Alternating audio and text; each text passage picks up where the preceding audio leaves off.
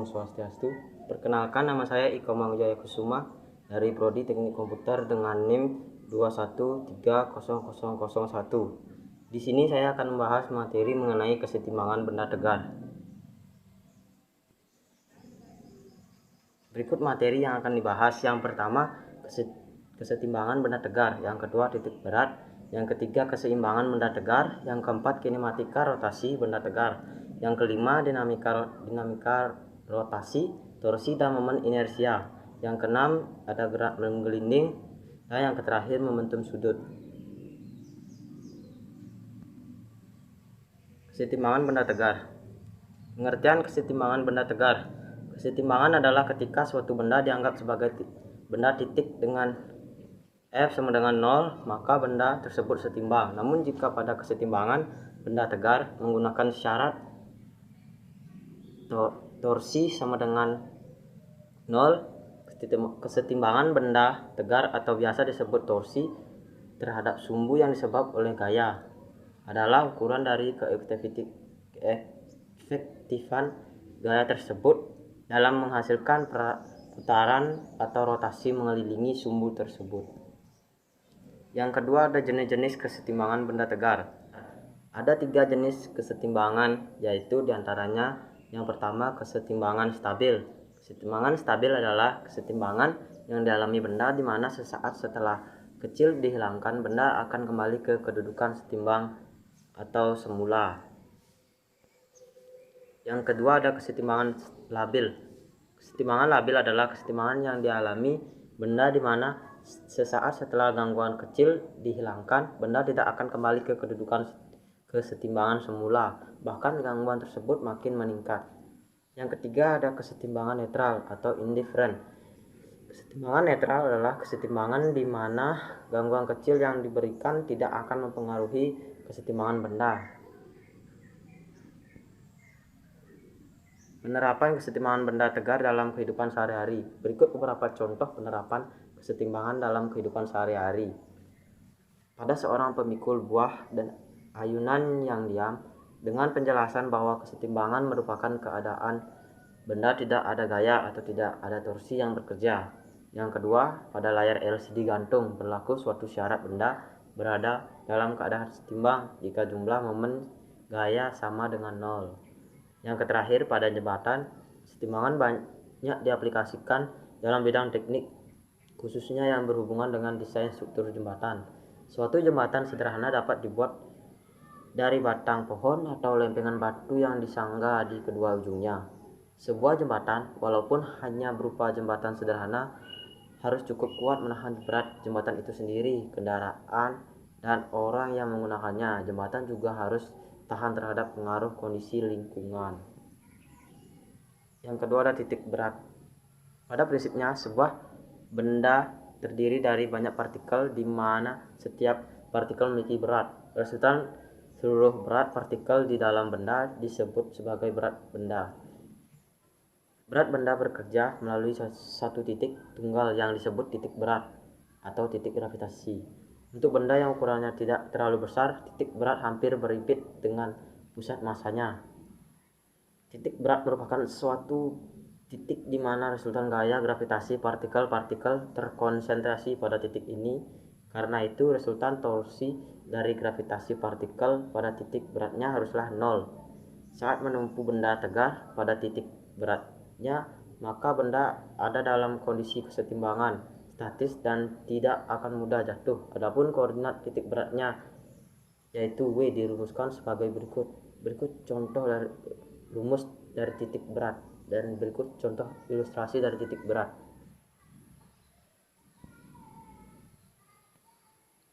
Yang pertama, titik berat benda berdimensi 1 atau garis secara matematis dirumuskan sebagai berikut dengan keterangan X1 adalah bis 1 garis pertama, L2 panjang garis pertama dengan satuan meter, X2 absis 2 garis kedua, L2 panjang garis kedua dengan satuan meter, Y1 ordinat 1 garis pertama, Y2 ordinat 2 garis kedua.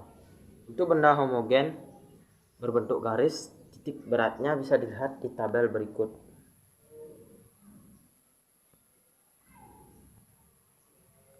Yang kedua ada titik berat berdimensi 2 atau bidang. Secara matematis dirumuskan sebagai berikut.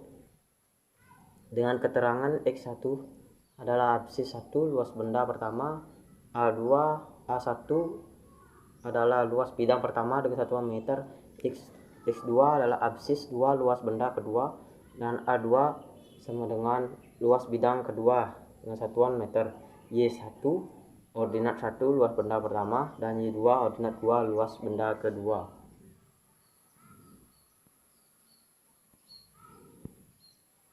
Untuk benda homogen berbentuk bidang, titik beratnya bisa dilihat di tabel berikut. Berikut adalah ilustrasi tabel untuk benda homogen berbentuk bidang ya.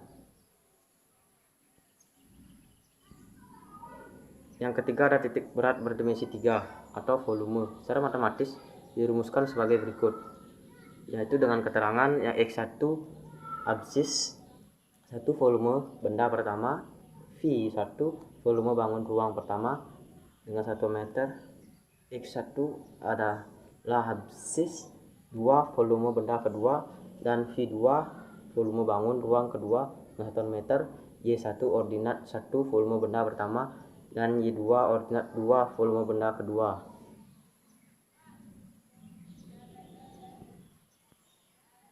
Untuk benda homogen berbentuk ruang, titik beratnya bisa dilihat di tabel berikut ya.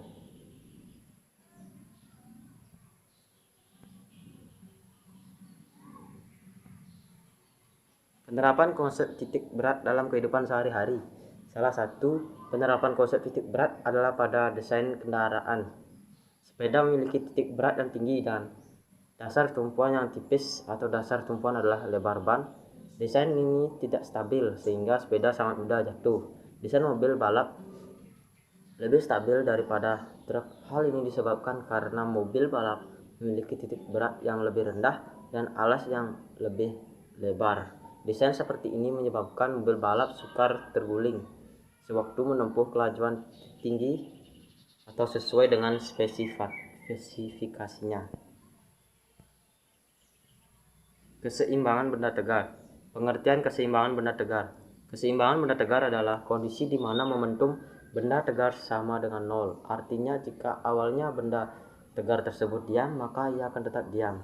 Namun jika awalnya benda tegar tersebut bergerak dengan kecepatan konstan, maka ia akan tetap bergerak dengan kecepatan konstan. Syarat-syarat keseimbangan benda tegar. Syarat yang berlaku bagi keseimbangan sistem partikel hanyalah keseimbangan translasi, sedangkan pada benda tegar berlaku keseimbangan translasi dan keseimbangan rotasi.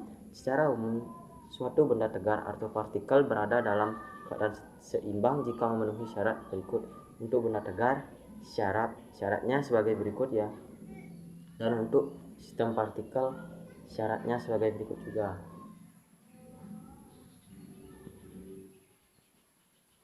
Macam-macam keseimbangan benda tegar. Berikut ilustrasi dari macam-macam keseimbangan benda tegar. Yang pertama ada keseimbangan stabil atau mantap. Jika pada benda diberikan gangguan yang mengakibatkan posisi benda berubah atau pusat gravitasi naik, maka setelah gangguan tersebut dihilangkan, benda akan kembali ke posisi semula, seperti contoh gambar A. Yang kedua ada keseimbangan labil atau goyah. Jika pada benda diberikan gangguan yang mengakibatkan posisi benda berubah atau pusat gravitasi O turun, maka setelah gangguan tersebut dihilangkan, benda tidak kembali atau menjauh posisi semula, seperti gambar pada B. Yang ketiga ada keseimbangan netral, indifferent atau sembarang.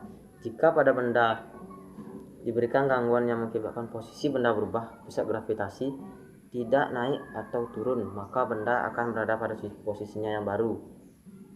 Dilihat pada grafik ilustrasi pada gambar C ya.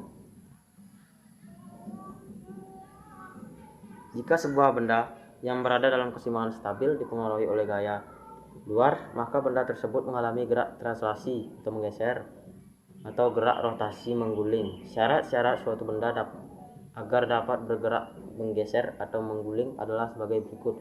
Syarat benda menggeser adalah sebagai berikut, dan syarat benda mengguling adalah dengan rumus yang sudah diterakan ya. Syarat yang terakhir yaitu syarat benda menggeser dan mengguling.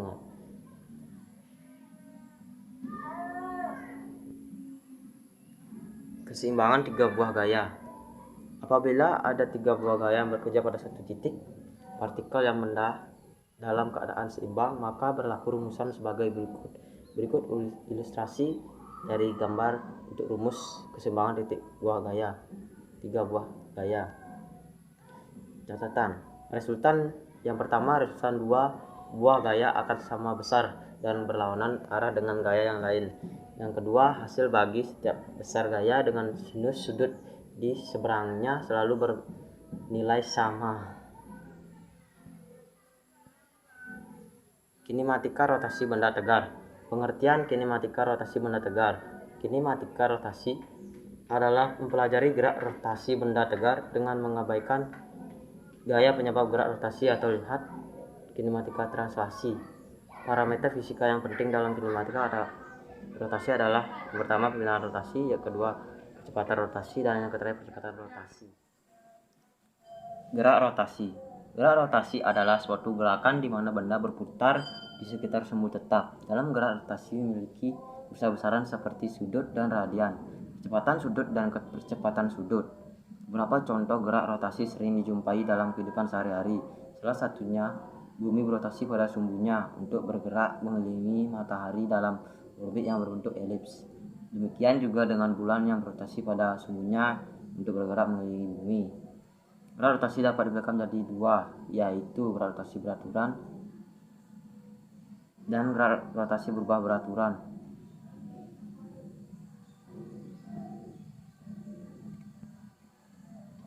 Dinamika rotasi, dinamik dan momen inersia dan torsi. Dinamika rotasi. Dinamika rotasi adalah ilmu yang mempelajari tentang gerak rotasi berputar dengan memperhatikan aspek penyebabnya, yaitu momen gaya. Momen gaya atau yang lebih dikenal dengan torsi ini akan menyebabkan terjadinya percepatan sudut. Suatu benda dikatakan melakukan gerak rotasi atau berputar jika semua bagian benda bergerak mengelilingi poros atau sumbu putar. Sumbu putar benda terletak pada salah satu bagian dari benda tersebut. Dinamika rotasi ini dipengaruhi oleh beberapa hal seperti massa, gaya, percepatan, kecepatan, torsi, dan lain-lain. Dinamika rotasi ini sebenarnya menggunakan konsep hukum 2 Newton, yaitu dengan persamaan gaya sama dengan massa kali A. Tetapi karena ia berotasi pada porosnya dan dipengaruhi oleh torsi, sehingga rumusnya menjadi resultan gaya sama dengan momen inersia kali percepatan, dengan keterangan F sama dengan resultan gaya dengan resultan Newton, M massa atau ukuran kelembaban, A percepatan, T momen inersia, L momen inersia, dan A percepatan sudut. Dalam mempelajari dinamika rotasi, wajib kiranya kita mengetahui apa saja besaran yang dapat mempengaruhi dinamika rotasi. Besaran tersebut akan diuraikan di bawah ini.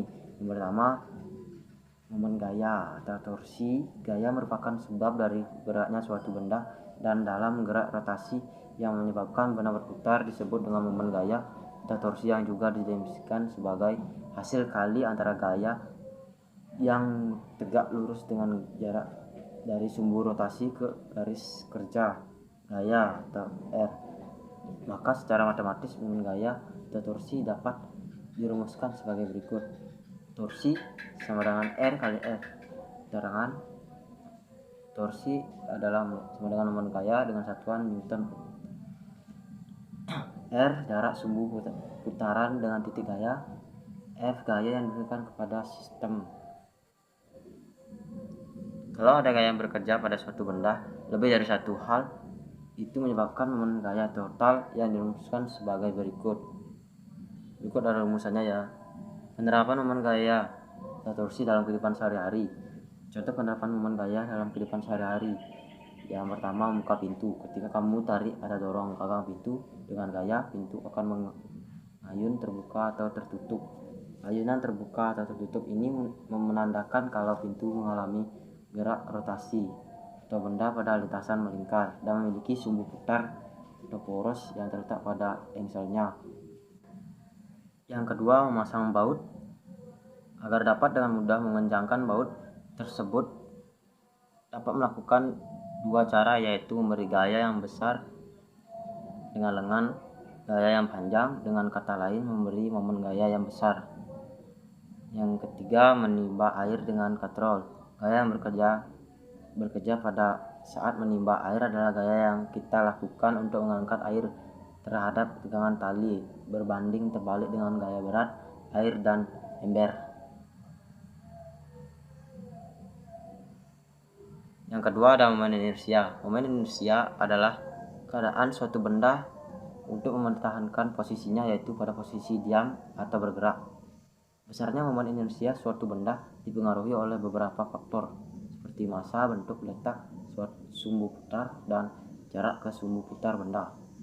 Momen inersia berperan dalam dinamika rotasi seperti massa dalam dinamika dasar dan menentukan hubungan antara momentum sudut dan kecepatan sudut, momen gaya dan percepatan sudut, dan beberapa besaran lain.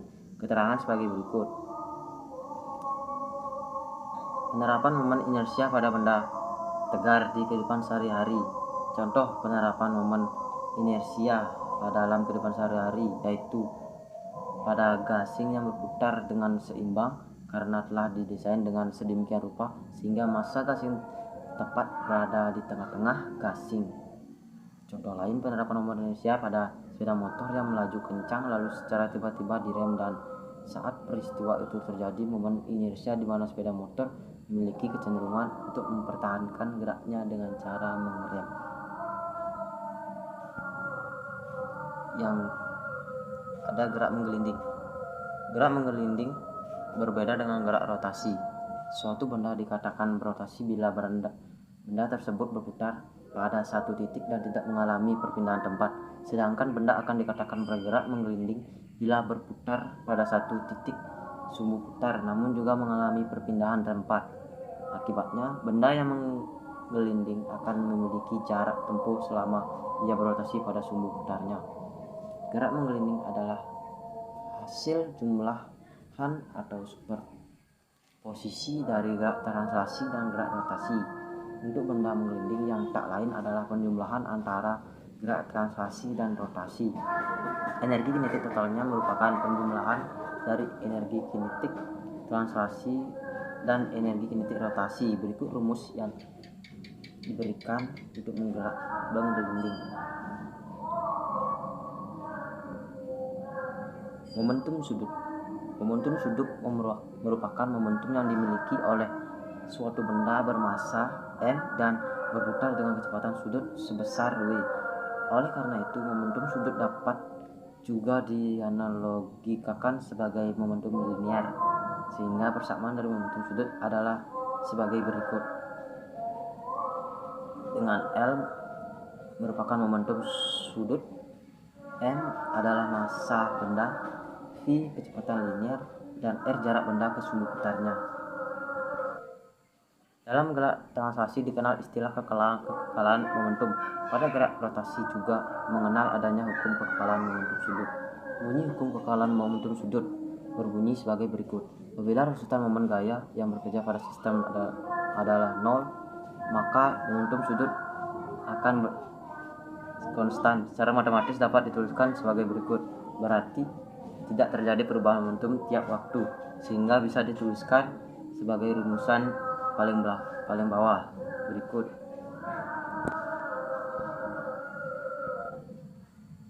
Penerapan hukum kekekalan momentum sudut di kehidupan sehari-hari. Berikut beberapa penerapannya. Yang pertama, peloncat indah.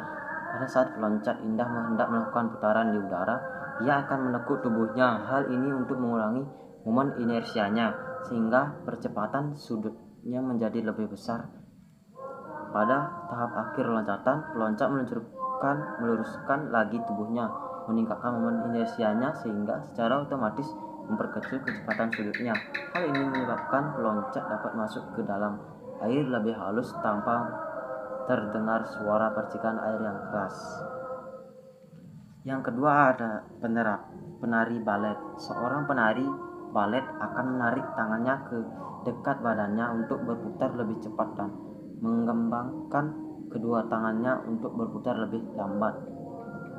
Ketika penari menarik kedua tangannya ke dekat badannya, momen inersia sistem berkurang sehingga kecepatan sudut penari makin besar.